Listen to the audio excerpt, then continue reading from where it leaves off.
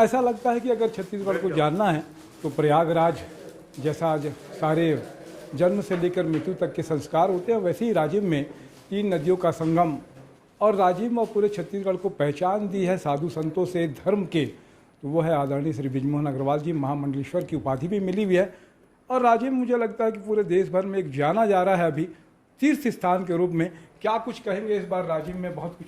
देखिए, हमने आज से 18 साल पहले छत्तीसगढ़ की धार्मिक दृष्टि से, आध्यात्मिक दृष्टि से एक पहचान बने कि वहाँ पर नज़दीक में हमारे कुलेश्वर महादेव का जो माता सीता के राम वनगमन के समय बनाया हुआ मंदिर है, साथ में हमारा चंपारण है जिसको वल्लभाचार्य जी की जन्मभूमि है, और लोमस ऋषि का आश्रम है।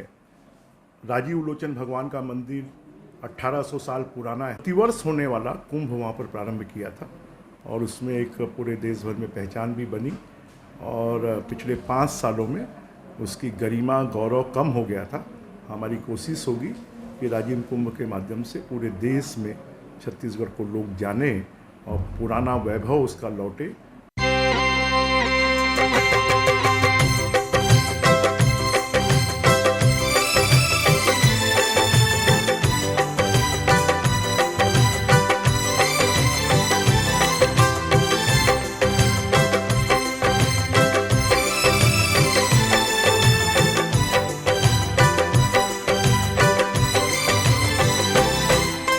महानदी के नाम की महिमा राजिम धाम की, महानदी के नाम की महिमा राजिम धाम की, महिमा राजिम धाम की, इस नगरी के नाम की, महानदी के नाम की महिमा राजिम धाम की, महानदी के नाम की महिमा राजिम धाम की।